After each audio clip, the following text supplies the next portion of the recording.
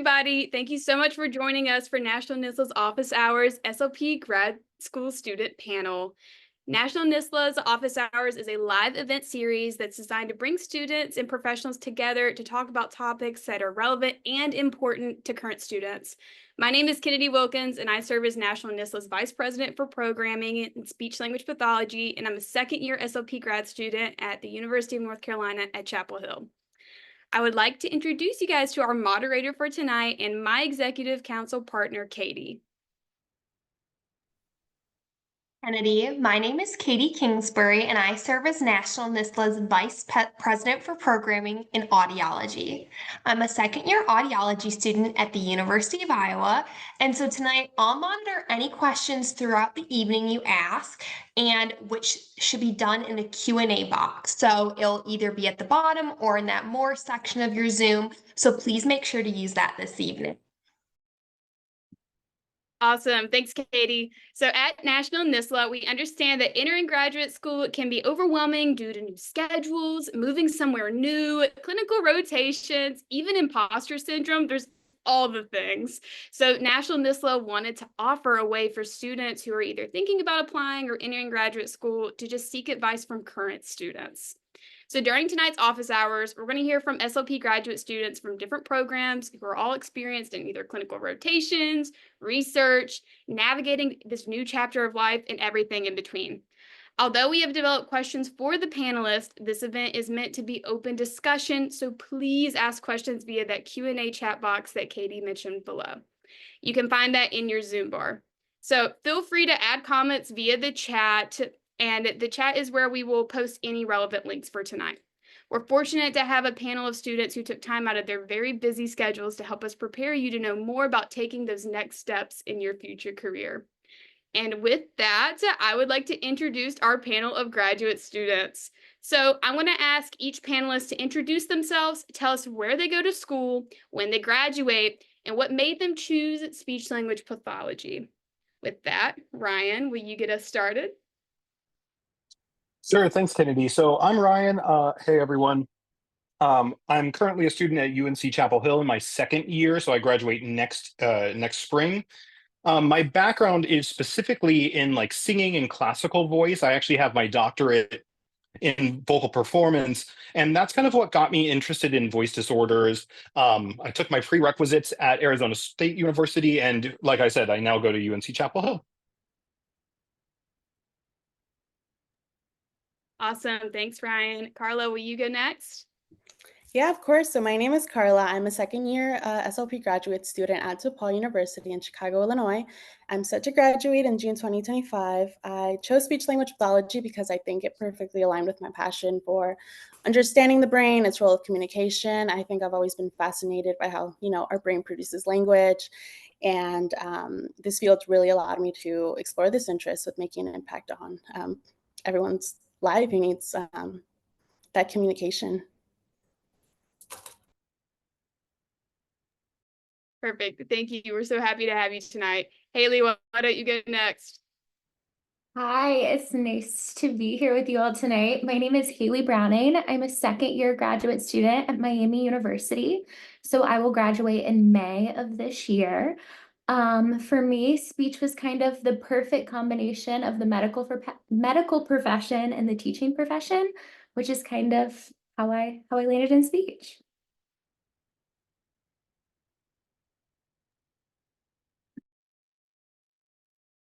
Awesome. Katie, will you go? Yeah, hey guys, I'm Katie Kroger, and second year. I graduate in May as well. I'm very excited. And then yeah, kind of an interesting road. I had a little girl that had speech services. My grandma had a stroke, so then I got exposed to both medical and school setting. And they did away with implementers at the school, so it was actually a huge push. I was a pair at the school, and they're like, "Hey, Katie, you're going to speech school." I'm like, okay. So it actually just kind of worked out. And I like working with both peds and gerent, and I have a gerontology minor. So I'm at University of Maryville out of St. Louis.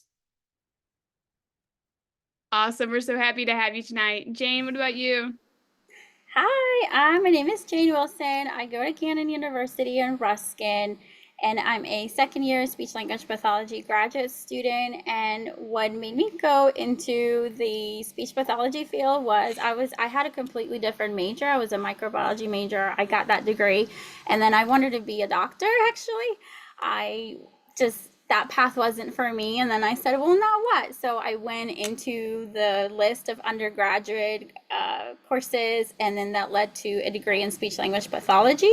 And then I decided, let me try out and just be a speech pathology assistant. And I basically fell in love with the field, and I decided to pursue it even further. And I noticed, like, as an SLP, you're very limited in what you could do. So then I said, you know what, I'm just going to go into that field because it's the combination of the sciences and the disorders, and I love that combination. So I really love the difference that I was making. So that's what made me pursue the speech language pathology route. So Incredible backstory. Thank you so much for sharing. And last but not least, Ivy. Hello, everyone. I'm Ivy Wynn. I am a second year SLP student at the University of Washington. I pursued SLP because, similar to Jane, I was actually wanting to be a dentist first. I was a dental assistant for many years, and I realized I was more interested in the articulators and the way that speech happens more than just teeth. So really excited to help people along their communication journey and to represent the people I serve. Incredible. Thank you so much. So as you guys can see, we have many different types of reasons why we wanted to go into speech tonight. So I think we're going to have an incredible discussion and learn a lot of perspectives and insights. So with that information, let's go ahead and get started. So first, we're going to hear about factors that each student considered when choosing a program and starting graduate school. So please go ahead and start putting your questions on this topic into the Q&A feature. To get us started, I have a question. The first one's going to be, what was ultimately the biggest factor that you considered when choosing a program? And to get us started, Haley, why don't you share a little bit on this topic? Yeah, absolutely. So one of the probably the biggest factor that I took into consideration was essentially funding, and those opportunities. So I applied, as many other individuals I'm sure did, to a number of different programs. But I was really looking for opportunities that would give me funding, but would also give me experience and things that I was really interested in. So I was very thankful to get to interview for a few GA positions that worked with sign language. So I am not bilingual by any means, but I love sign language. So that kind of served as a way for me to expand my signing skills, keep up with my signing skills, while also having that financial benefit of some funding while in graduate school. Awesome. Would anybody else like to add on to what factor was their biggest point for choosing a grad school? I really prioritized a school that had an in-house clinic. I know some schools don't do that the first year. They might do like simulations, things like that. But I found it really important to like just dive into being a clinician and feeling what that is like. And so my program offers that. And I found that just like invaluable in my first year, having that confidence built up already. I can add one more thing because I think it addresses something in the question just went away about how much did location matter? So for me, it mattered a lot. I've moved around a lot in my life. I wanted to kind of set up a home. This is where my home was I live in Raleigh, North Carolina. And so finding a school close to home was really important. And I was lucky to make such a good connection at Chapel Hill. And I'm happy that it was relatively close to home as well.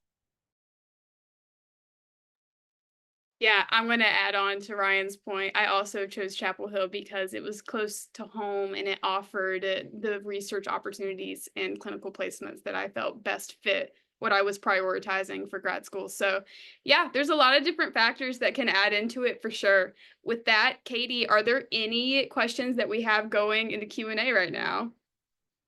Having some questions about funding in the respect for TAs or GAs, depending on what school you go to, how to maybe seek those opportunities out, were they offered to you in the letter, if anyone would like to speak about any of that. I can add on. So yeah, so one of them was the online program. Mine is a full online program. That was a big part when picking my graduate. So I am a super non-traditional. I have 4 kids, live out in the middle of nowhere. Yeah, so the closest on campus is about a 2-hour drive for me, and we flood, so sometimes it's even longer.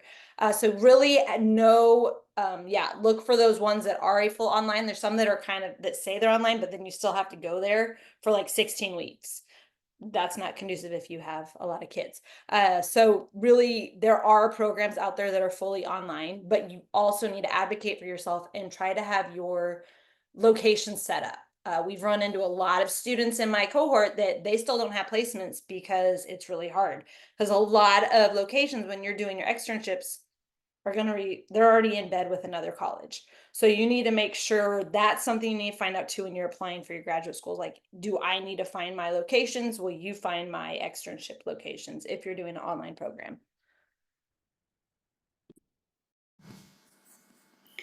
I did a combination of both. So I had my microbiology degree and then I did, some classes online. So I have both. And then my program is also in person.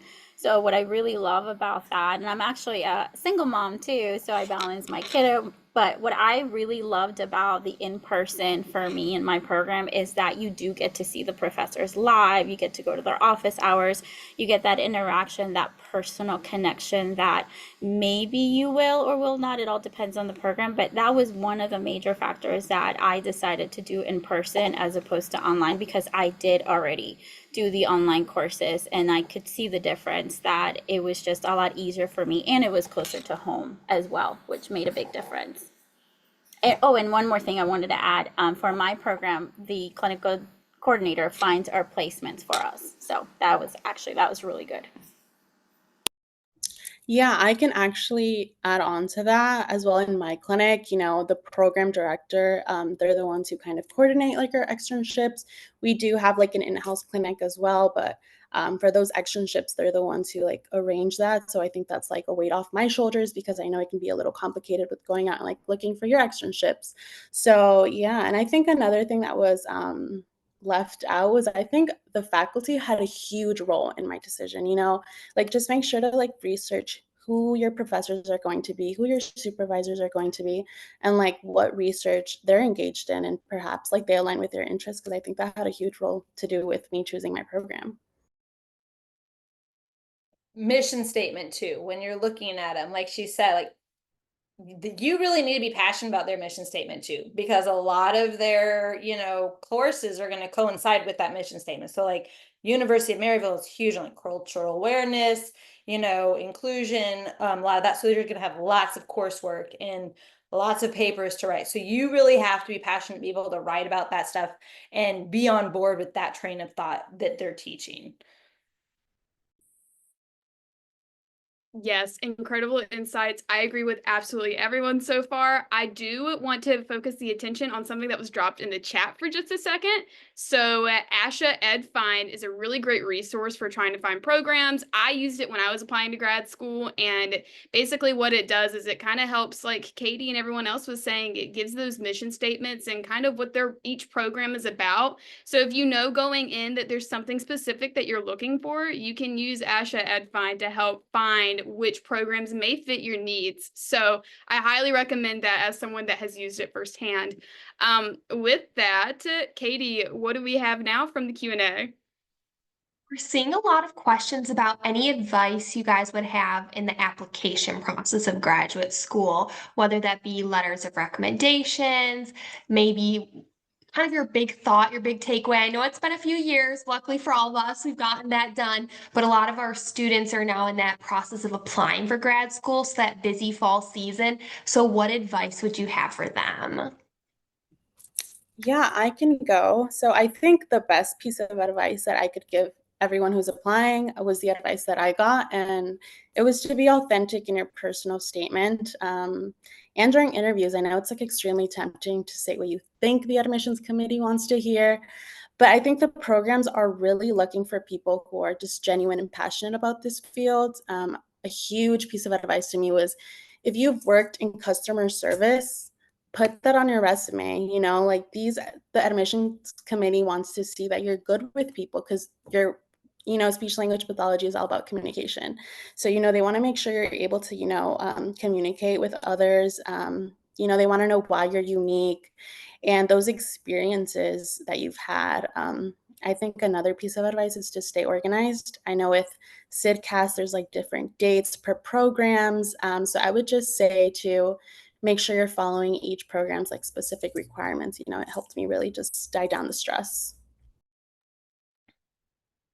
Yeah, I'm going to add something to that. So with letters of recommendation, things that you're going to have to collect from other people, I think that's another place to really stay on top of things.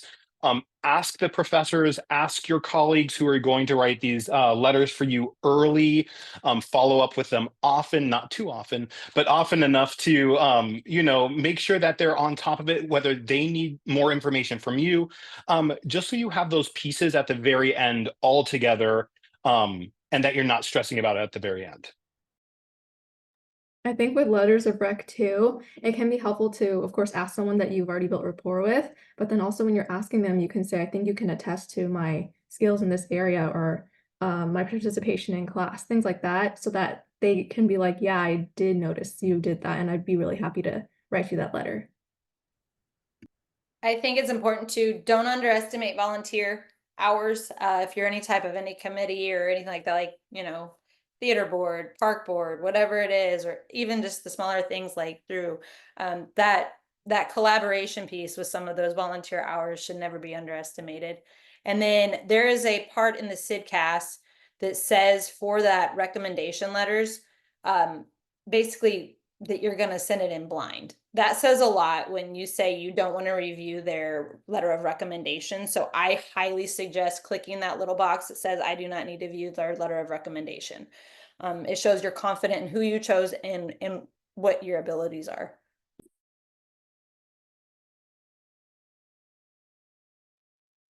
Perfect. Thank you guys so much. Another great resource has been dropped in the chat. I agree with what everybody has said so far. With that, Katie, any last bubbling questions we got on this topic? I think we've answered a lot of them, but before we shift away, we've talked a bit about, Ryan brought up a great point about letters of rec. We had some students asking, either non-traditional students or students who had been online, how to maybe approach that letters of recommendation. If you maybe haven't been in school for a bit or haven't had that in-person relationship with professors.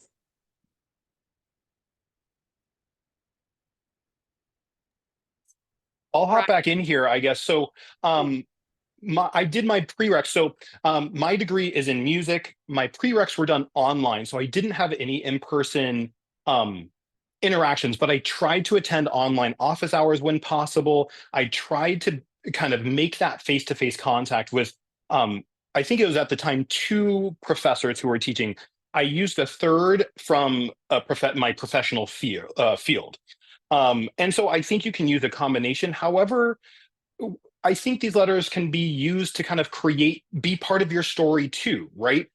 Show the classes you had interest in, the ones that you wanted to kind of go above and beyond to reach out to the professor to get that letter of recommendation. Or if you're non-traditional, what made you a great customer service rep? What made you a great teacher? So somebody to talk to those points is, I think, is a very compelling part of the process.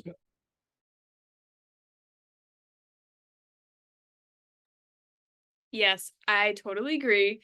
And I also have seen a few questions in the chat about how many programs you would recommend applying to. And Ivy, I saw you chatting at it. I also took a stab at it as well. I think it depends on your preference. Personally, I've heard a lot of people applying 4 to 5, kind of like that sweet spot. I applied to 8 grad schools because I honestly just didn't really know, and I wanted to kind of wait and see. I don't fully recommend that. I know people that applied to 1 to 2, so it really just depends.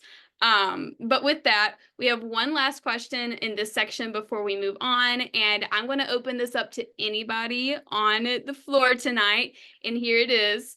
What was the biggest challenge that you had in the transition from undergrad to grad school?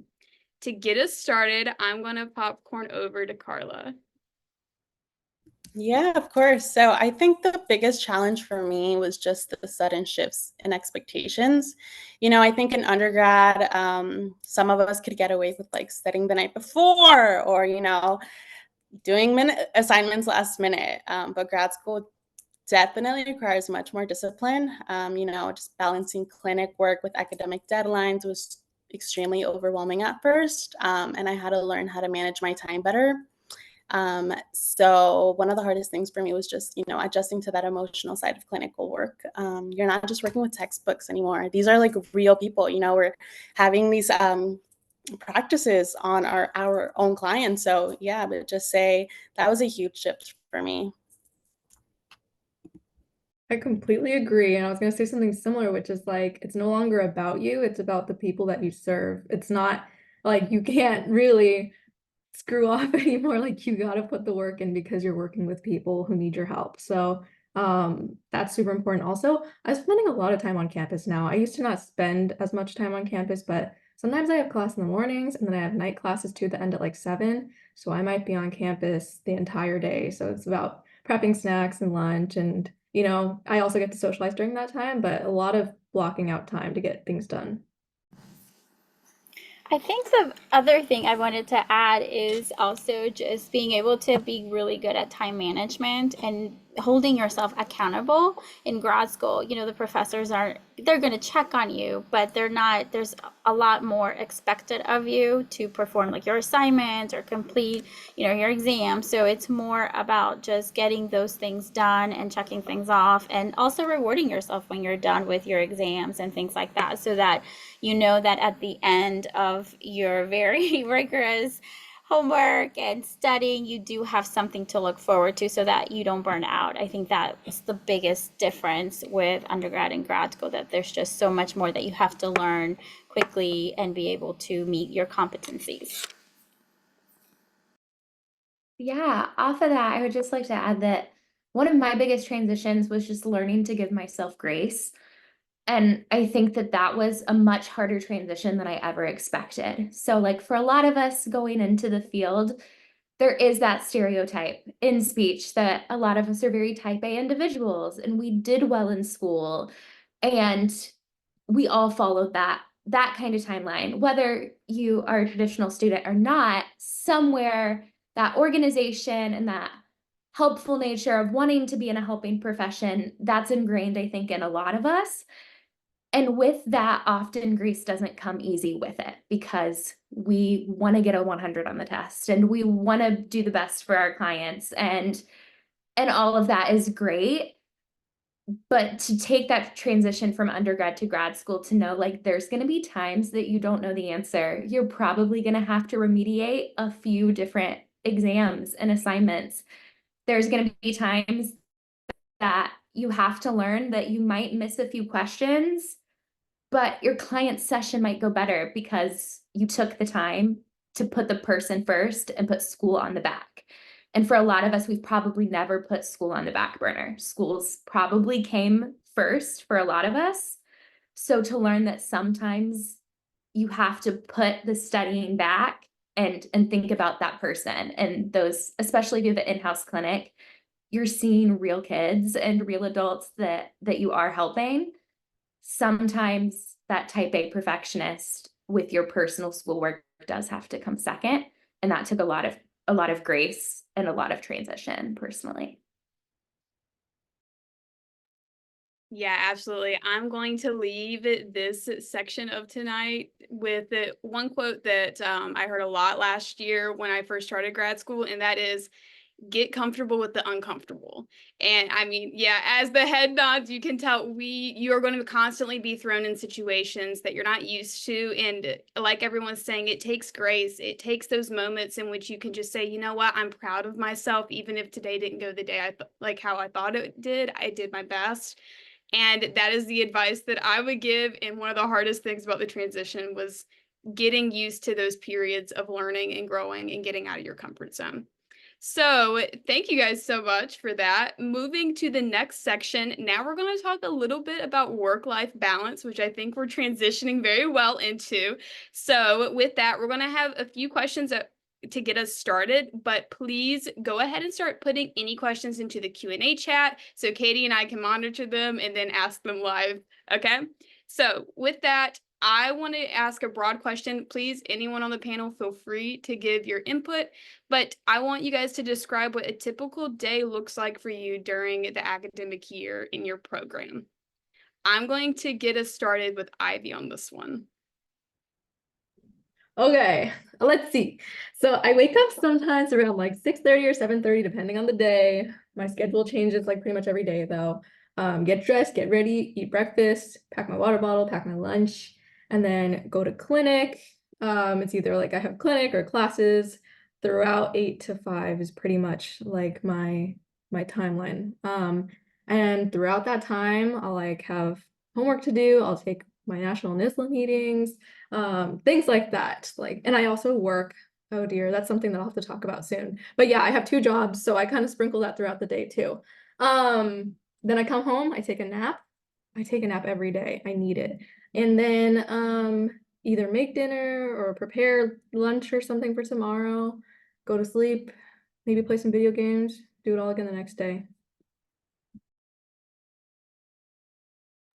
Incredible. Would anybody else like to comment on what a typical day looks like? Yeah, I can comment on mine. So this semester we have classes just on Friday, so it's a little bit different. We have our internship Monday through Thursday. So it's been a little bit of a shift of how to balance that. But for me, it's been consistent as far as like my own routine where I wake up at 5 in the morning and I do like a little workout in the morning just to get myself going.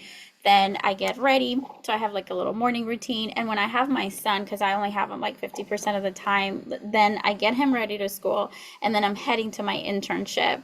And then once my internship is done, sometimes at like 5, 6:30, then I come home, I eat dinner, and then I do my studying. But a lot of what I have found to do is just to study like a week before. I've had to kind of crunch a lot of that during the weekend. So just to get used to that whole like classes on Fridays. So that's been a little bit different. And again, in grad school, you will have to make those adjustments in your time. But that's pretty much a typical day. Now, when I started as a first year, it was completely different. So it was just learning how to navigate those changes into first year versus second year, and just that time management, and also trying to keep a little bit of your routine embedded in there. So yeah, and then in my breaks, I review my notes and I study. So I'm driving in my car and I'm asking myself questions to quiz myself and things like that. So it's not like I don't leave everything at last minute. So it's been working really well for me so far. I have an exam on Friday, so yeah, it's a project. So yeah, we just have to do it and balance ourselves and give ourselves grace. Yeah, and I think you spoke perfectly to the dynamic of like trying to time manage and making sure that you fit in, everything you need to do for your academic and program, while also taking that time for, I'm going to do a 30-minute workout in the morning, or, I'm going to schedule time to do X, Y, and Z. That's something for me and not for school. And I think that's really important as well. All right, Katie, what questions do we have? I'm seeing some questions. Ivy kind of alluded to this a bit, so great job leading us into this. But would anyone like to speak to working in grad school? Do you work in grad school? And if you do, how do you manage your schoolwork with that? I'm currently SLPA, so it's kind of a magical deal. So I can actually use that as my externship too. But a lot of people that are SLPAs, so they're having to actually leave their position because they have to fulfill their medical externship. So it's really going to be based on what schools you go into. Some schools are much more lenient with that and some aren't. So mine is pretty strict. They're saying 5 days externship. no leniency on that. So it's that last stretch is going to be, so it's the one semester school based, the other is medical based. And so it's 5 days. If you can finagle that, great. But they're really not looking at the ASHA hours at that point. They're just looking at you getting that experience. So that is going to depend on, like, so when you're applying for these grad schools, you really want to make sure you understand, especially if you're a non-traditional student, can you work? So that's been a big hit for a lot of our students. I feel like I can elaborate a little bit more on my job. So I said I have 2 jobs. I recently just quit my 3rd job. I was working retail like twice a month, so literally nothing. And that was fun, and it was a fun like break, but then I just realized I needed my weekend to myself. So I quit that job, but I currently still hold 2 part-time jobs, work study, both within my department, one as a research assistant and one as a student services assistant in my department. They're super flexible with my hours because they understand I have class and clinic and all that. It's also a plus that they're online, so I can do them kind of wherever, whether I'm on campus or at home or not. So that's really fortunate for me. But it has been manageable, and I know for a fact, like if I can't handle it, I'll be able to leave it, which is fantastic. But yeah, it's pretty nice being able to have that flexibility. I'll jump in here too. So I have continued to sing a little bit. And I do that professionally for about 6 hours of rehearsal a week, depending, and then still teach a few lessons, kind of adding up to like 9 or 10 hours. Personally, I think that's my cap. And once again, it kind of speaks to this flexibility nature of it. I can do my own schedule. I can pick which concerts to and not to do. And I think flexibility is a big key of some of these part-time work positions that you might be able to do during grad school. Yeah, I agree with that. I had an assistantship with a person with aphasia during summer. I am running on a quarter system. So we kind of have classes like ran through 21 months, except for, that Thanksgiving, Christmas break. But I did have a job during summer and it was only during the weekends. But I know babysitting is a great opportunity to work. It's really flexible. You get to pick up like shifts whenever you can. And my cohort, what we do in the group chat, like we drop down opportunities of, like I can't babysit this family. Can you and we kind of just grab the job. So it depends on like the flexibility of it and just like make sure it doesn't like interfere with like your clinical or academic responsibilities. Yeah, so to kind of go with all of that, so I have a GA position, which has like some pros and cons with it as well. There's less flexibility in my schedule. However, my GA position is through the department, so they're very accommodating. So not really flexible, but they're very understanding, very accommodating. So the way that that looks for me is they do kind of accommodate our externships with that. So I'm in my pediatric medical right now. Instead of doing a 3-day placement, I do a 2-day placement, just longer on those days, kind of cuts back on my commute time, which is nice. So I do 2 longer days instead of 3 short days.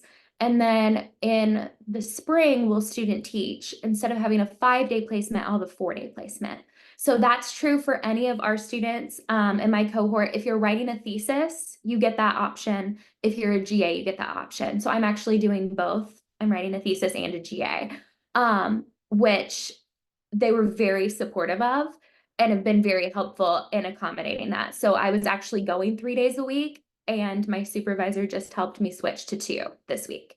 So it's amazing that like they are really supportive of that. It just does kind of lessen that flexibility. I teach 2 days a week from 6:30 to 8:10 in person. So it makes for some late evenings, but a really great opportunity, like as some of the others said, with working in the department, just to know that they know my schedule and they're not going to schedule me to do something when they know I also have class. Yeah, what I will say is when I joined grad school, they said kind of like, we don't recommend you having jobs X, Y, and Z, right? And I think the standpoint on that was that we want you to prioritize the program over having a job. But like everyone here tonight has said, it really depends on the flexibility of your program, the flexibility of the semester you're in. I mean, every semester of grad school so far, at least for me and for most people I speak to, is very different. And so it kind of depends on what your schedule is at that given time. Babysitting roles are awesome. And I also have some friends that they did a placement and then the preceptor asked them to stay on for a few days a week to help out with this group, or it led to an opportunity. So I think it definitely is one of those things where you have to take on as much as you feel comfortable with. And if for financial reasons you really need to have a job and that is something you need to prioritize, you can make it work. So thank you guys so much for your input on that.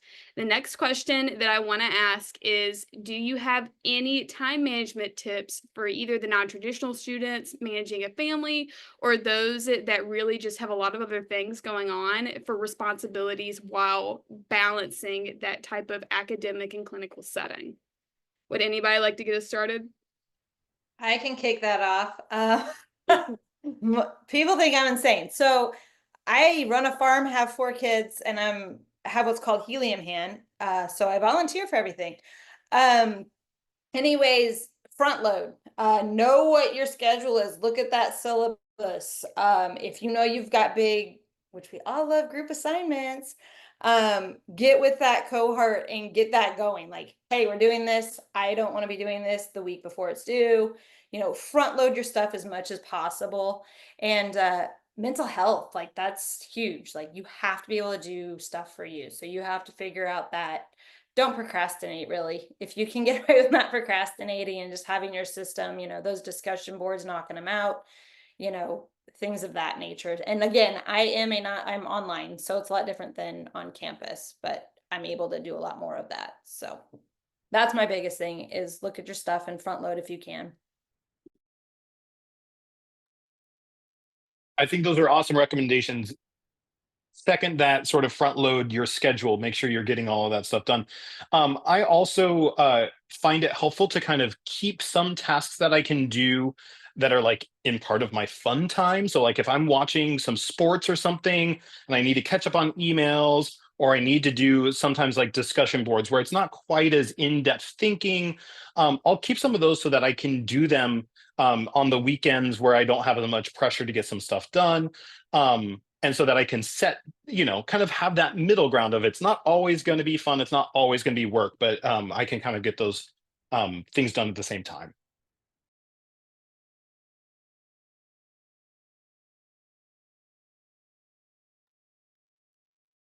Yeah, that's awesome. Okay, Katie, do we have any questions from the chat? I did see one. I think Ivy just answered it, but how would anyone recommend navigating group assignments in grad school? Did you find this was a lot different than undergrad? Was it similar? Yeah, if anyone would like to speak to this. I know like I'm an audiology student, very similar though, at least from my experience.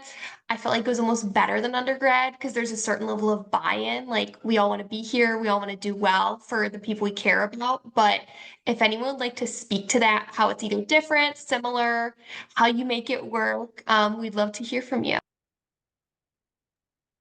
I mentioned already in my little, oh, sorry, Haley. No, you're fine. Oh my gosh. Okay, I'm being really quick because I already wrote it in the chat. You didn't have that. Okay, but like what's super important is coordinating your time. Sometimes things can be done in person, sometimes they can be done over Zoom, but just making sure that you have clear expectations and communication about roles, who does what, the deadlines, when everything needs to be submitted, and just like where you're going to meet up if you are going to meet in person, super important. Be clear. Yeah, so very much going off of that and what Katie said as well. So in my experience, group projects were much easier to find the buy-in in grad school. There was never an instance in a group project that you're not gonna like find the people. Like I remember in undergrad, you would have a group project and like people just wouldn't answer. That doesn't happen in grad school. You know everyone and everyone shows up, and like that anxiety of doing a group project is taken away, which is really nice. On the flip side though, matching schedules is really difficult because our clinic schedule, we're all in class at the same time, but the minute that class is over, we're going a million different directions. There's people that commute, there's people that live on campus, there's people that have families, there's people that have jobs, and then our clinic schedules. With that, it is just having that grace for yourself and with each other that you're not putting the project or the assignment to the back burner. You're not making it less than, we all know each other are busy. So if it's, we need to meet in 15-minute increments before class, we kind of all just make that work. So that flexibility is important with group work for sure.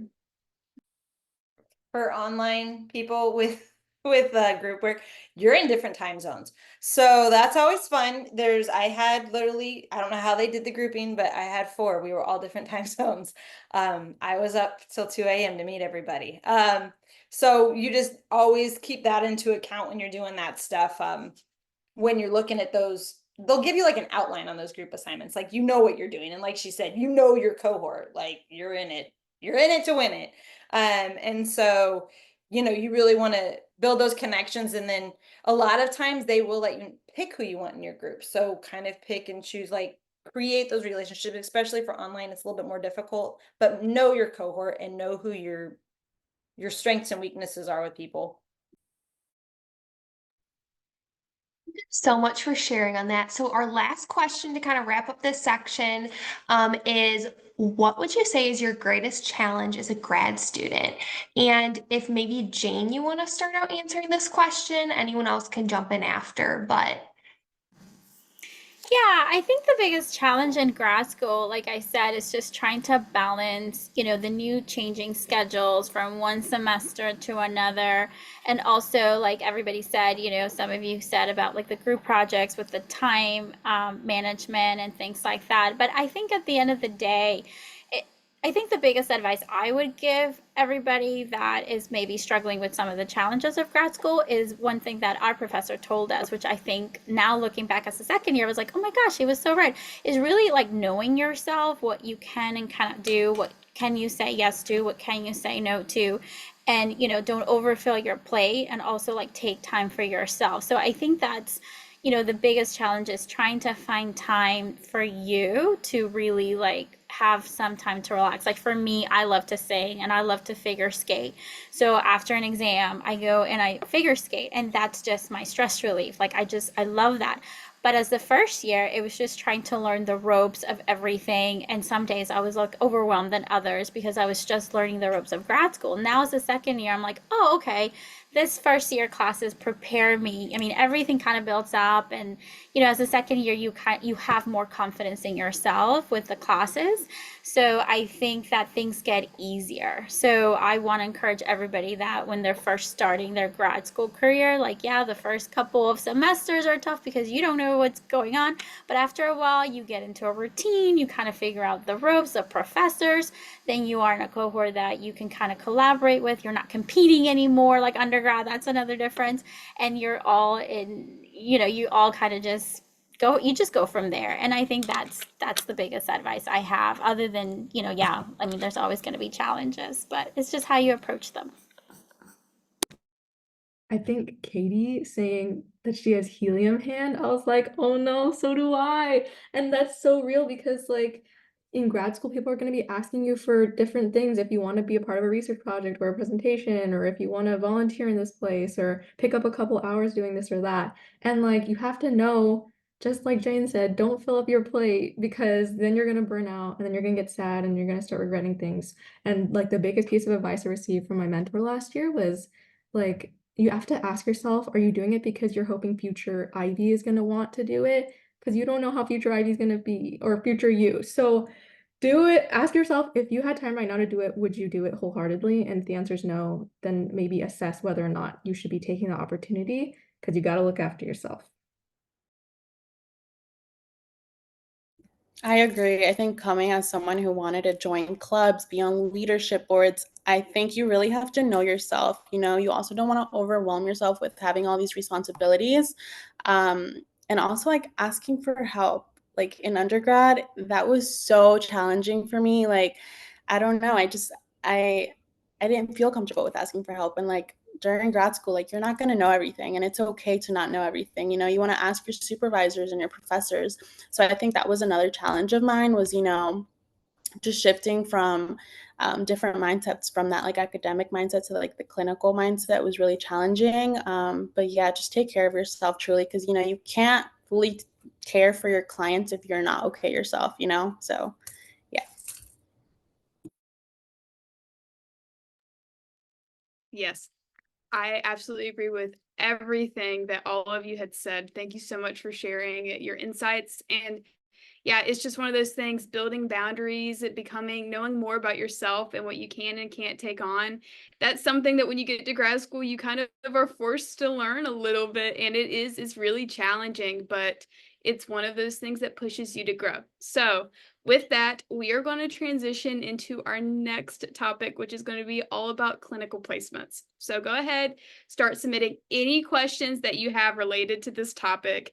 But to get us started, what I thought we could do is go around and each of us just share a little bit more about the clinical placement process at your specific university. Share if you have an in-house clinic, when you started your clinical rotations, and kind of how the application works for getting a clinical placement at your university. So to get us started, I'm going to go over to Ryan. Sure. So UNC does not have an in-house clinic. Everything is in the community. And that's one thing that actually drew me to UNC was this ability to kind of network in the community. And so I've been in a elementary school at an ENT office, and then I'll be at Duke University's voice care clinic over the spring. And so for us, we have a clinical coordinator that does most of this work, though we can bring ideas and requests to her. And she's really good about kind of following up with those, making sure we have whatever we need, and kind of guiding us through whatever application process there might be.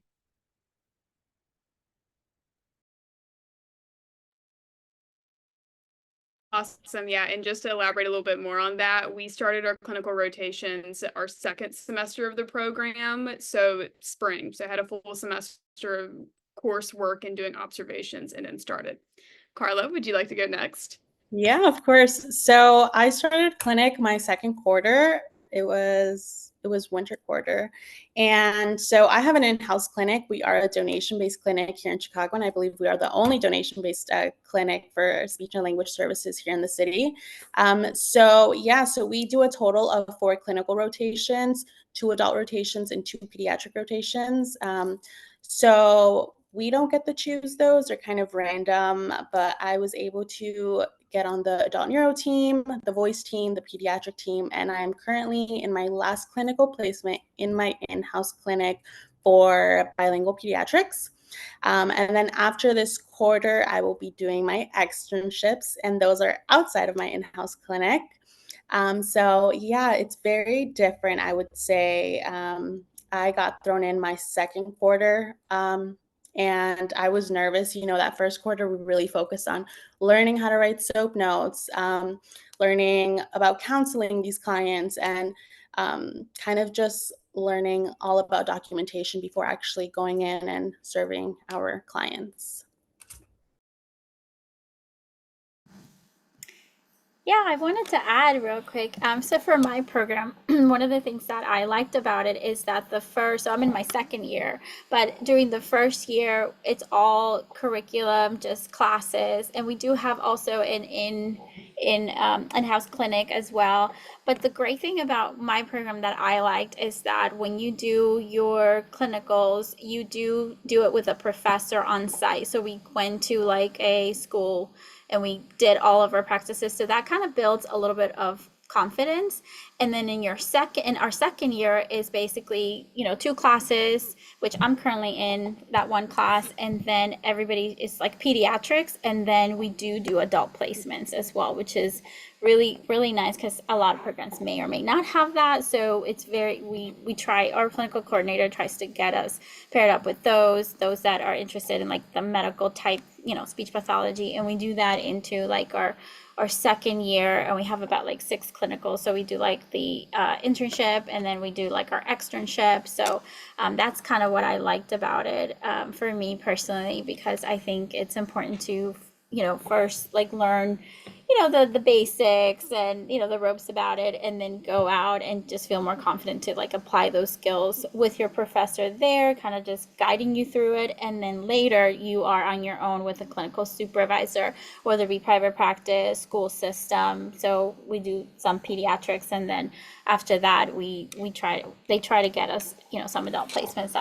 that's what we're trying to do. And I'm so excited because I actually got selected to do an externship in a hospital, which is very hard to get. So I'm incredibly excited. So that's like my last externship at the it's like a rehab facility, which I will be with other professionals. Oh, and one other thing I wanted to mention, my program has, so we not only have our SLP masters, we also have, our program has occupational therapy, PAs, and and OTs, doctor of all that. So which is great because we're always like looking, and I'm always picking their brains and always talking to them. So it gives you that little bit of an insight, which I really like, because when you get into the real world, you go and you work alongside with all the other professions. So it's kind of nice to be in the same building with them and kind of, have maybe a little bit of lunch with them, kind of they can talk about OT stuff, we talk about speech stuff. And, so I've been trying to do that as well. So, yeah.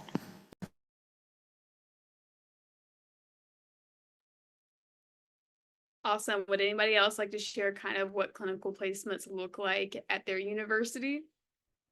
Yeah, I can go next. So ours looks quite different than a lot of people have mentioned. We start in the clinic, we have an in-house clinic. We start week 2 of your first year. So week 2, you're observing in the room with your supervisor. Week 3, you're taking data. By week 4 of your first semester, you're leading for one client. It is just one client. That was a little scary to begin with because you jump in really quickly. So you start with one in-house client. Most of us start with like a traditional ARTIC client. By second semester, you pick up a second client. So through your first year, you'll be doing 2 clients independently. Throughout your first year, we have 6 mini rotations. You do it in a group of 4 to 5. They're all within Oxford, so within our little college town, not all in our building, but in Oxford. So they're 4 to 6 weeks long. You do it in a group of 4 to 6. One is a nursing home. So we went and we helped with feeding. We were with our professor the entire time for that. So like we went 1 day a week for like 2 hours and did that. One was assessment, one was audiology. So we have to, at our university, we have to get 25 audiology hours. So we did screenings, we did assessments, we did some treatment. Another one is, we have assessment, we have documentation. So like there's one specific little rotation that like you give assessments and like do the documentation on them. So like with a supervisor, you sit down and you write an entire report. So like it's nice to go through that. In addition to those rotations, also your first year, we have stroke group on Fridays. So 2 grad students are paired with one individual who has aphasia. And those individuals, it was a really neat opportunity that all of those individuals are many years past their stroke. We're not assessing them for the first time. We're not the first person to give them therapy, which takes some of that anxiety off. For the kids in the clinic, we were the ones doing their evals, and it felt super important. And not that stroke group wasn't important, but that anxiety of like working with an adult for the first time was taken away, which was really nice. So all of these adults knew what their aphasia diagnosis were. We didn't.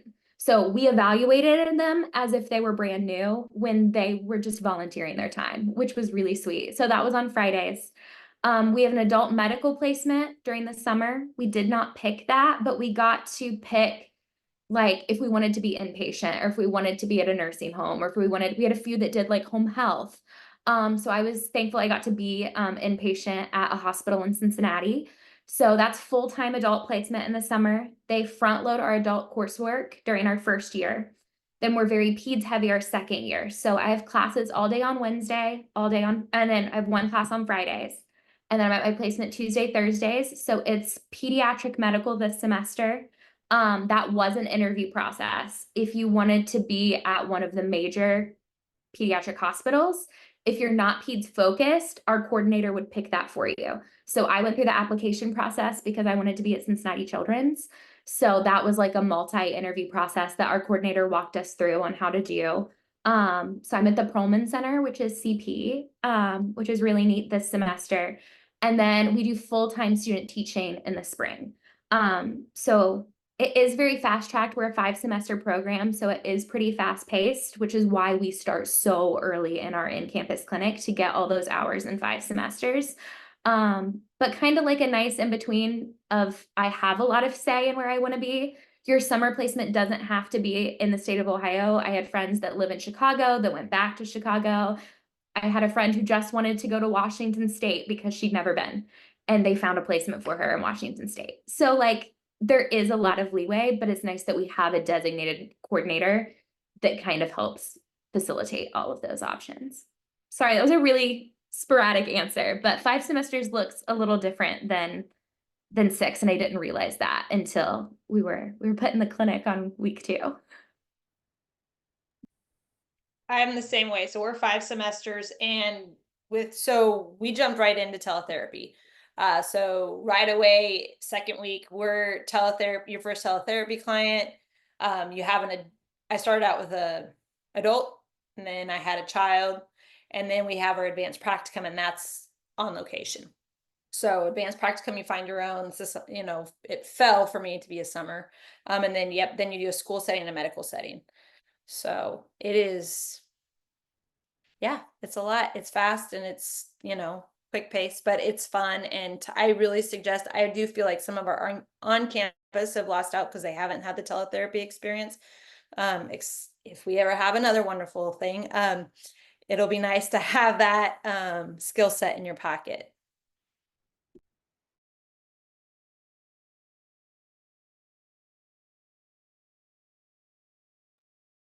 Yeah, I totally agree. I think that it's really important when you're jumping into these clinical experiences and placements to kind of know that support system that you can lean on as well, because it is a really scary time. And with that, I think, Katie, do we have a question from the audience about clinical placements? We do. So this one, a lot of you kind of touched on. You guys have different timelines for when you enter clinic, but would you guys have any advice on how to manage being a student clinician when you have little to no hands-on clinical experience? You know, we're all students, we're all new at this, and kind of overcoming some of that imposter syndrome in those early phases, or even now still. I feel like this is a super common feeling and it's inevitable because you're doing something new for the first time and it's always scary. But of course, like faking it till you make it, they can't tell you're nervous unless you show that you're nervous. So you go in there and you put on a smile and you introduce yourself, look them in the eye and you tell them you're excited to work with them and ask a lot of questions. Of course, talking to your supervisors and building that relationship with them so that you feel comfortable to go with them when you have questions or when you don't know. Because, oh my God, the amount of times that I didn't know what I was doing, but I was able to go back and be like, hey, please help me. I don't know what I'm doing. And he was like, okay, no problem. Let's go figure this out. So it's all about giving yourself grace, giving yourself time to grow as a clinician, and also patting yourself on the back when you do something really well. I kept a journal or like a Google Sheets, whatever, and I logged like, today I had a really great day. I did this really well. And then when I'm sad, I go back and I read it and I'm like, okay, I'm not so bad. Like I'm growing. Good for me. So funny Yeah, you well, mentioned I do that too. Sorry. That's it. Well, I was just going to say, so kind of along those lines, it's like, I remember this quote. It's like, the more you know, the more you realize you don't really know all that much, right? So there will be these points in your career where you're like, oh my gosh, I feel so good. I know so much. And then you go in and you've never seen this kind of case before, or you've never dealt with a person like this before. So you're having to think on the spot. And that will be the same from your first day in clinic to your last day in clinic to your professional life. Like I really think that just going for it, throwing yourself into the experience and trying to learn as much as possible without that sort of filter of always asking, oh my gosh, am I always right? I think there's very little in this profession that you can truly mess up that badly at first that it's like a deal breaker, right? We can always learn. We're always trying to tweak our therapy, and that's the best way to start doing it is try something. If it doesn't work, you always have next week or next session. So always try to be learning from people, always be interested in them and look forward to learning all of the time. I think it's important to Google in your area, private clinicians, where's the SLPs, reach out, say, hey, can I come shadow you a day, or get that exposure, say, hey, do you happen to have a hard copy? I mean, sorry, again, online. So it's like, you don't have all that access in the clinical setting. So it's like, hey, do you guys have, do you have a self? Can I take a look at it? Get hands-on experience with it. PLS, please get the PLS. That sucker, have fun with that a lot of times before you do it. So yeah, just try to get that hands-on exposure whenever you have that opportunity. So do a lot of on your own time stuff.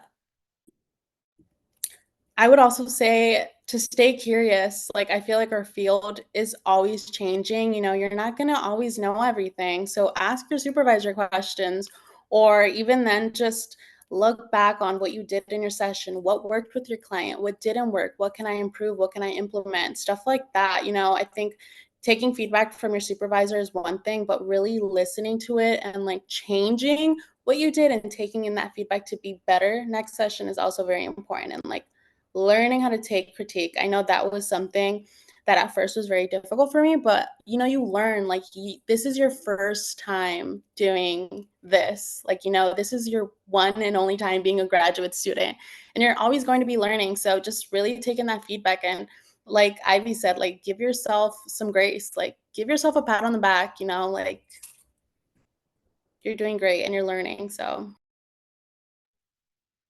Carla, I think you brought up such a great point about, and even Katie too, like practicing on your classmates in both fields.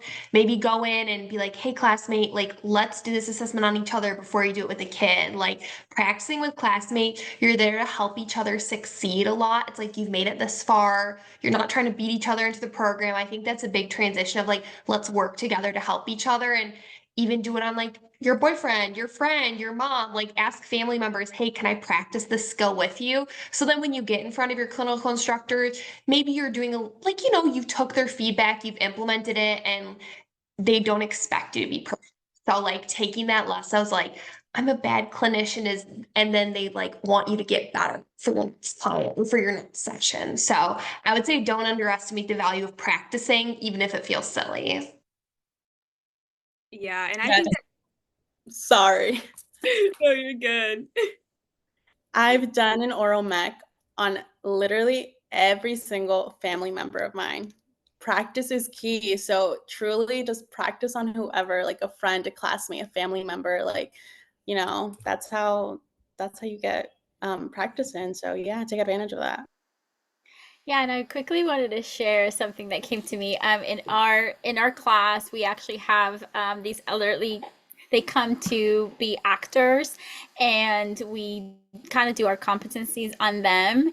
And it's so funny because they throw all kinds of things to us, and that's like one way that we learn like what it would be like for like a client that we would see, like somebody who has a hearing disorder. Oh my gosh, or they're crying, and we need to use like our counseling skills. So I find it very, very interesting and very interactive. So that's one thing that our program does too, to kind of prepare us a little bit more into before we go out there into the field. Yeah, with that. So very similar. Just it does feel silly at first, but having those experiences to try it is amazing. Where we do have like our mini rotations at my university. One of them was the nursing home, and we were feeding. And I was so freaked out to go and like feed these adult clients. I'm very peds focused. Everyone knows I'm very peds focused. I'm like the kind of person that like points out kids like when we're like at a restaurant and they're like, please stop. I'm like, they're so cute. Adults scare me a little bit. So like feeding an adult at a nursing home freaked me out. And the night before I went, my roommate laid on the couch and I fed her mac and cheese. And it was ridiculous. But then I laid down and it was my turn. And we were like, we can't laugh. We can't drop food on them. Like, we have to do this. And just having that experience and just to sit there at 11 o'clock at night in our apartment and laugh about it. Like, this is weird. It's something we've never done before, but like, go through it together, practice it, laugh about it, make mistakes. I think the first bite that I tried to pour like water in her mouth, and she's like, you're dumping it all over me. And I was like, that's good to know, because the little sweet people at the nursing home, they're not going to tell you that. So it's so silly. And it's a lot, but like trying those things with your peers who also feel the same way is really helpful. On what she said too, don't box yourself. So we had, I think there was like 4 people in my cohort, they're like, I'm only doing kids. I'm never working with adults, blah, blah, blah, blah, blah. And then they did work with adults and they're like, I'm never doing kids again. I don't want to do kids. And so just know your whole perspective might completely change when you get in this. So don't think that you're only going to do pediatrics, because you might be like, oh, I love old people. And so, yeah, and don't call them that. That's not what they are. It's not culturally appropriate, but be open-minded. With that, someone asked in the chat and I answered there, but I mean, I very much did want to work with peds, and I was inpatient working in the ICU all summer, and it was with stroke clients, and I adored that so much more than I thought. So absolutely. So now I think that like I wanted to work in a school. I was pretty dead set on that. And like now I want to try to figure out if there's an opportunity to like do dysphagia, do trach and vent with peds in a hospital, because I loved working with those adult clients who had had strokes in the ICU. Doing swallow evals with them was something I didn't even know was like in our scope of practice until like I was knee deep in doing it, which was really neat to see. So yeah, definitely keep all of those options open. You can be scared of them, you can be afraid of them, but like take those opportunities because they're really neat opportunities. I completely agree with everything that you guys have said. The one thing that I have taken with me, with which Carla, you alluded to this earlier, is the quote of, be curious, not judgmental, which kind of goes with that open-mindedness of approach each situation with it's a new learning opportunity. Like Ryan was saying, every single patient you meet is different. This summer I worked with outpatient adults, and when talking with aphasia, we always said, if you meet one person with aphasia, you've met one person with aphasia. And honestly, that can be true across the spectrum of any communication disorder or any patient or client you meet. So be transparent and give yourself grace if sometimes you feel a little bit stuck. That's one of the beautiful things about being in a graduate program is you have that mentorship and you have that support system and that preceptor relationship to really lean on. Be transparent with them when there are moments when you're like, I'm just not quite sure how to handle this or what to do, and I could really use some help, because they are there to help you. So with that, I think we are finally transitioning into our final assigned topic for the night, which, guys, tonight has went super quick. But for the last assigned topic, we're going to be discussing self-advocacy and self-care. So after this, we might have a little bit of extra time to pop any miscellaneous questions that maybe didn't fit into a topic. So if you have something you really want answered tonight, go ahead and put it into Q&A. But to get us started, and you guys have all touched on this a little bit, but the question that I have for you all is, how would you advocate for yourself during grad school? What advice would you give to someone on advocating for themselves?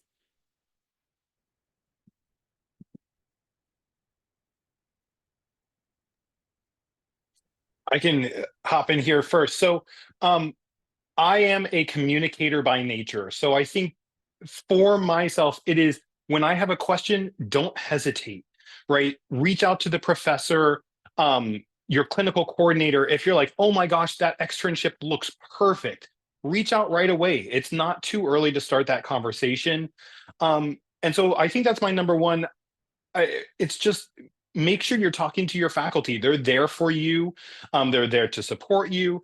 And so I think that's the number one, is taking that initiative, reaching out and starting the conversation. Yes. Ryan nailed it.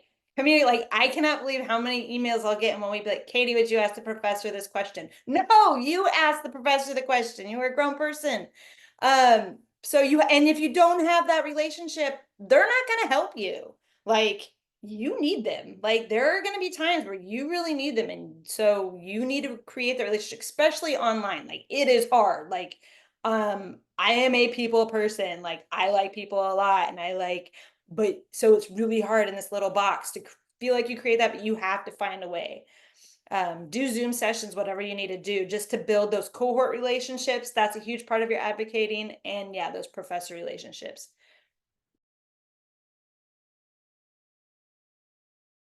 Yeah, I think I could speak on this a little bit too. Like if you're struggling with coursework or anything related to clinic, like just reach out early rather than waiting. You also have to know your limits and set those boundaries. because this all goes back to taking care of your mental health. So just speak up to faculty, supervisors, your peers. You're not alone in this process. My program, I am so thankful we have a mentorship program. So we have 3 different mentors. We have one of our supervisors as a mentor. We also have a student mentor who's in the cohort before us. And then we also have professional SLPs in the communities, in the community that is our mentor. So like I have such a great support system. So I think just advocating for yourself, ask for help. Like I said, like if you need help, like it's okay. I think we're all navigating grad school, and just you're okay. Like ask for help whenever you need it. Carla, that sounds amazing, your mentorship program. We don't have exactly that, but we do have a student mentorship program. So all of the second years are paired with 2 to 3 first years in like a little group. And just that is really nice. So it's really student led. Our like faculty advisor sets that all up. But then it's completely anonymous. So it has no tie back to their professor. So even if they just want to vent after a test or something like that, it is nice to like have those second years that like did it before you. Today, our first years had their first exam, and like we all had like pizza for lunch in like the common area, and like our cohort bought pizza, and they're like, anyone who wants to come. It was part of the like mentorship thing that they could come after their test, get food, and like meet us all in person, which that mentorship is really, really nice.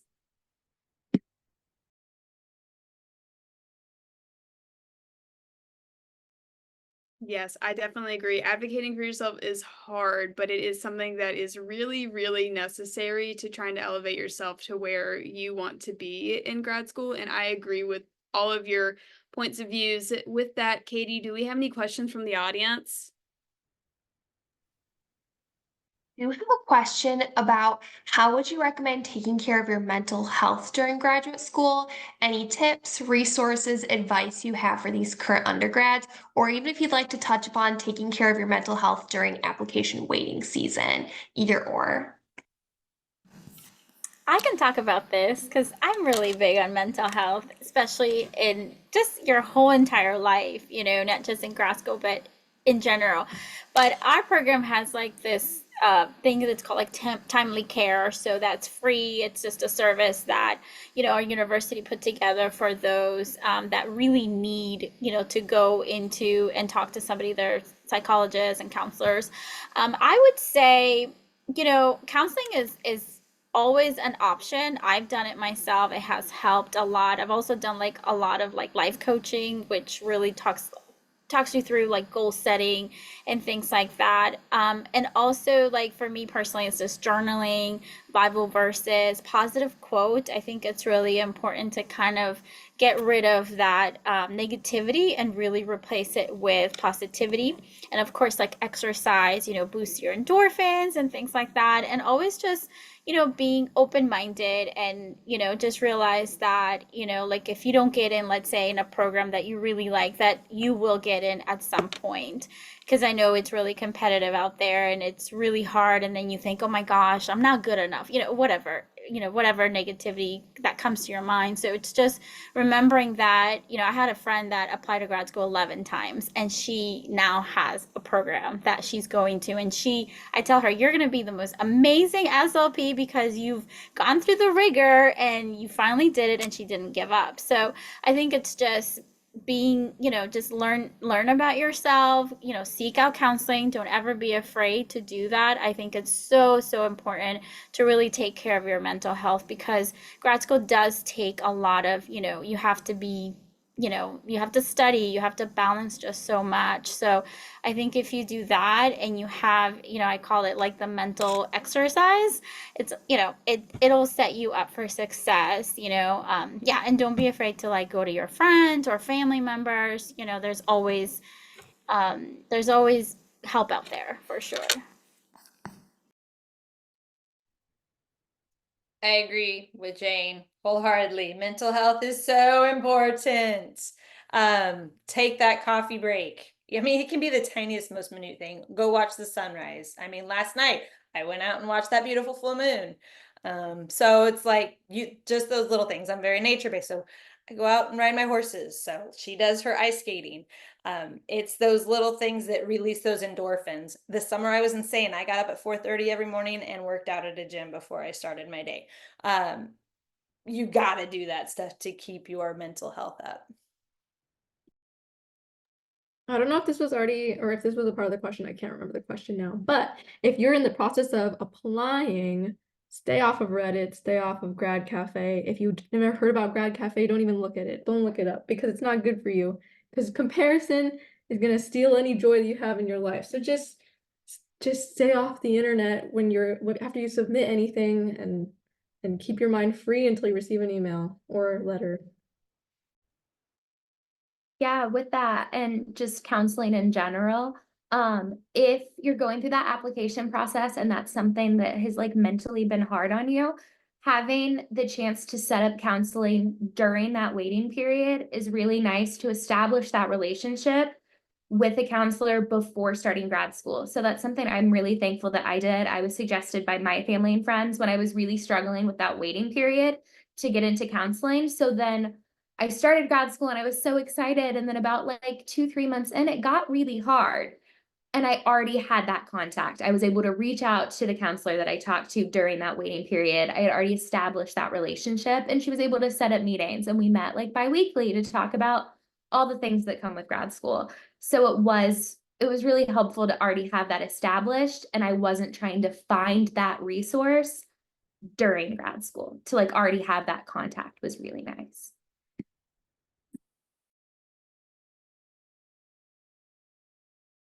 Yeah, I think it's also about the mindset of if you're working off of a cup that's half empty, how are you going to be able to pour into your clients? How are you going to be able to pour into the program and really get out of it? So with that, like Katie was saying, like Jane was saying, taking those times that are really intentional, doing something that you find joy in. Listen, that could be something as easy as having like a jam session in your car, or, taking 5 minutes to journal, or just reflecting on anything, or doing yoga. I've been taking advantage of the workout classes that my university hosts. And with that, I would say find a community around you, find something that is supportive and people that you can really lean on, because like Haley said, there are going to be moments that are really challenging. They push you and you're going to grow, and comparison is the thief of joy. But yeah, a lot of people that go into speech are type A, right? They're going to try to be that perfectionist model and fit the bubble that we think that we all have to be in, but it's not the reality of it. We're all individual and we're learning and growing to be clinicians. And so take time for yourself, and whatever that may be, it may look different, but it's really important because you have to be at, the best you that you can be to be able to pour into others, which is so important for our profession. So with that, I think that we have all touched on a lot of really great topics. We're now transitioning into the final, like any type of question that you guys think are really important to answer. With that, I'm going to open the floor to Katie to see if we've had any important questions from the audience. So we've had this question kind of come up. It's been answered sometimes, but if you haven't read through the different answers from our fabulous panelists, how do you feel like your undergraduate coursework prepared you for grad school? And then if anyone would like to either additionally speak on how do you feel that your graduate coursework has prepared you for your clinical placements?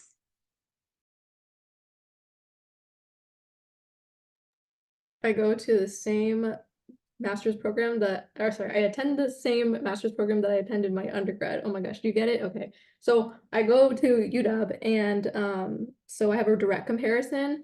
The classes translate pretty much like seamlessly. So what I learned in undergrad, I'm like relearning almost in grad school. And so I feel almost more prepared, and like I've had a buffer and time to kind of absorb what I'm learning. And now it's kind of sticking, because things didn't really stick for me in undergrad, but now they are in grad school, and I'm able to apply that in my clinical placements for whatever population I'm working with. So like I had a dysarthria client, and I was able to like see firsthand kind of the symptoms or whatever, the traits of dysarthria that were in my client. So it was definitely eye-opening, and I'm feeling that a lot more as I'm getting more exposure to different clients.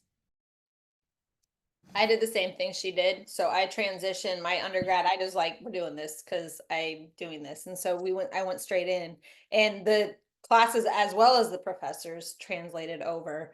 And so that's kind of nice. You have a feel for your professors. If you aren't in that situation, that's a little bit trickier. But yeah, and I feel like undergrad's kind of a lot of pump and dump, so much cram it in there, and then it's kind of nice because in the graduate you realize, hey, some of it stuck, like she said. So yes, they do, and it's less, it's just like you actually have more time to absorb and feel like you've learned what content they're providing you. Yeah, I think that in undergrad, a lot of the information that I was learning was like, I have to memorize it, I have to memorize it. But then you go into grad school and it's like, no, like, how do you apply this? Like, I think it goes more into depth into like applying it hands-on, like with your clinical experience. So yeah, I think, I moved for grad school. I graduated from UCF and then I moved out here to Illinois. So those classes didn't really translate. I even had to take additional prerequisites during summer before starting grad school. So it was a little different, but yeah, I think overall the information, everything that you learn in undergrad just kind of, it goes more into depth with everything. I'm going to speak a little bit to kind of that grad school beyond application. So I think we do learn a ton in grad school that is super applicable, but I think in the real world, we have to learn all of these soft skills that I think are hard to teach in grad school. And so, yes, we learn kind of quote unquote everything we need to learn, right? We're all learning the same curriculum, but it's those soft skills that the clinical placements help develop that I think also need to be considered as part of this grad school learning. Like, how are you going to move into a workplace? How are you going to kind of work with teams outside of a school-based environment? And then all of the things like billing and taxes and W-2s, all of that stuff that grad school just isn't able to teach everything, right? We might get a kind of a brief synopsis of what these things might do, but it's up to us as career professionals then to go learn it ourselves. Yeah, absolutely would agree. And there are going to be times where potentially you'll go in clinic and you'll see something that you have not learned in grad school, right? So it just really depends on how your program is set up and your clinical experiences. And if you have opportunities where you have to learn it face to face, again, you're going to have that, preceptor or supervision type of mentorship to lean on. So with that, Katie, are there any last questions? I think we have time for one more before we wrap up. Okay, so I think this is kind of a good last question to kind of sum us up, head us off for the evening. But how would you recommend, or how have you maybe overcome grad school hurdles? We've talked some about this, but any final like words of wisdom? This will kind of be our little words of wisdom section.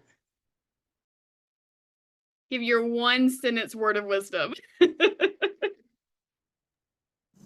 going to start. Be curious. You're in grad school to learn, so learn. You only have 2 years, so soak up everything you can and be curious every day. It's the way to keep motivated and stay going, I think. My go-to that I have it like written a lot. I have these little stickers, motivational stickers that I always go by. But the main thing that has got me through grad school is I got this. Like anytime you have any doubt or anytime you're like, oh, I don't want to do this anymore, I got this. And I think that's kind of like a good pick me up. And then I remind myself, like, why am I doing this career? And that's really like what kind of centers me again, because sometimes you're just like, oh my gosh, it's a lot. We all get overwhelmed for sure. No one's perfect. But I think just going to those little reminders of, just doing those little tidbits, I think helps tremendously. Yeah, I think mine is that I'm here for a reason. I work so hard to get to where I am right now. So grad school is temporary, like soak everything in, take advantage of the resources, the faculty, your supervisors. Because after this, we're stepping into the real world, I would say don't make grad school your personality. Like, it's part of you, but you are so much more than that. Go out and play a sport, hang out with your friends, like keep one day to yourself is my word of wisdom to you. Saturday is that day for me, so I don't touch anything SLP related. I'll go out and I'll see like, oh, that kid, he's talking like this or whatever. But I try to turn that off because it's not my life, you know? Like, it's important and do it during the week, but have a personality too on the side. Yeah, I would say like just relationships, build those relationships, because you are gonna have those days where you got to just text somebody or call somebody and be like, and then go back to that day where you got this, like you made it to grad school, you got accepted, you obviously can do it, like you made it through undergrad, you're in the program, you're spending the money, let's do it. And yeah, you've got this, they picked you for a reason. And you, like she said, you got this, and have those friends that will tell you you can do this.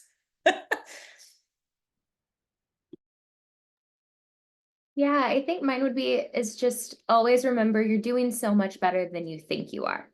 And like to have those relationships for other people to tell you, because everything always feels way more drastic and way more important to you than it is to everyone else. So you're doing much better than you think you're doing, and just having that reminder. Thank you guys so much. My final advice is every day is a new day. It's a new opportunity. If something doesn't go the way that you like it one day, you start over the next day, and you're going to take that advice, you're going to take that experience, and you're going to shape that into the clinician that you become, the person that you become.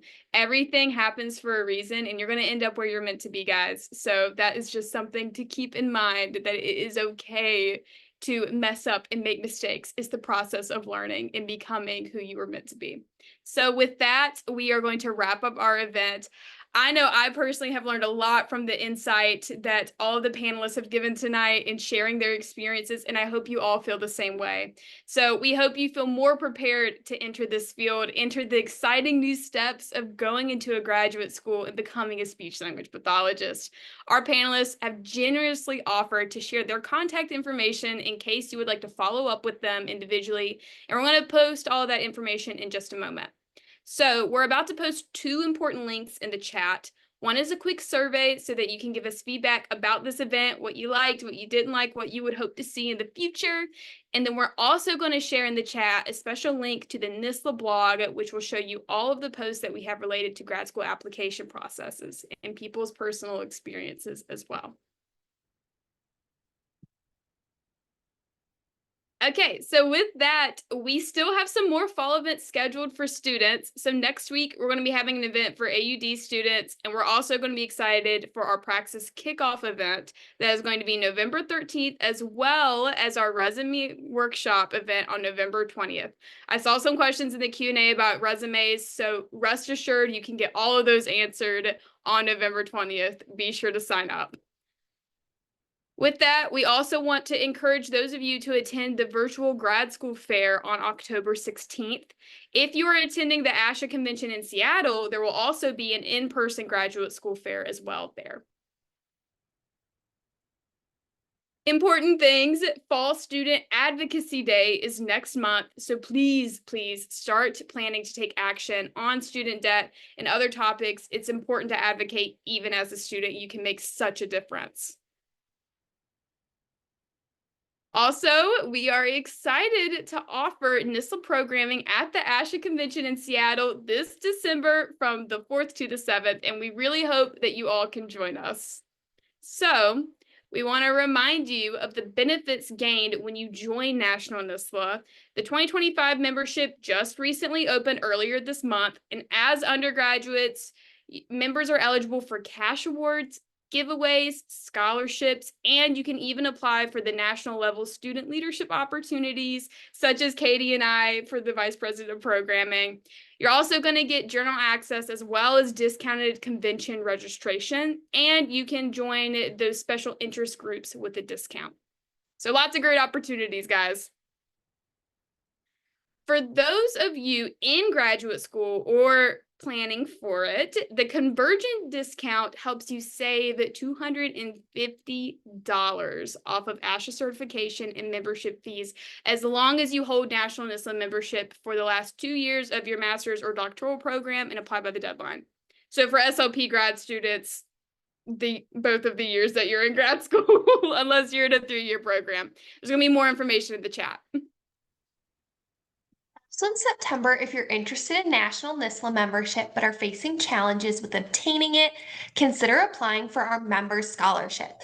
Thanks to donations, we were able to provide students with free memberships last year, and we gave over 41 away of those last year. This year, we're looking to give away even more, so please apply, and the application is open for the 2025 National NSSLHA membership. The National NSSLHA Undergraduate Scholarship opened September 14th, and we'd love for you to share your chapter members about with your chapter members about our undergraduate scholarship. It's open to National NSSLHA members who are undergraduate sophomores or juniors. Oh, I just got an update. We have over 30 more member scholarships to give away. We have 30 more to give away. So send in your applications. We want to hear from you. We have more information about the scholarships on the NSSLHA website, so please encourage all undergraduate students you know to apply via the link in the chat. If you aren't an undergraduate sophomore or junior, we encourage you to check out our CSD scholarship resource for other opportunities, so there is more. On behalf of National NSSLHA, we'd like to thank our panelists for offering so much of their time and expertise. If you'd like to connect with any of them, Kennedy or myself, feel free to screenshot this slide. It's been a wonderful discussion and we'd appreciate your feedback. So it's only with the help of our dedicated members that the CSD community continues to thrive. This conversation has been recorded and will be posted on National NSSLHA's social media accounts. Thank you all and have a great night.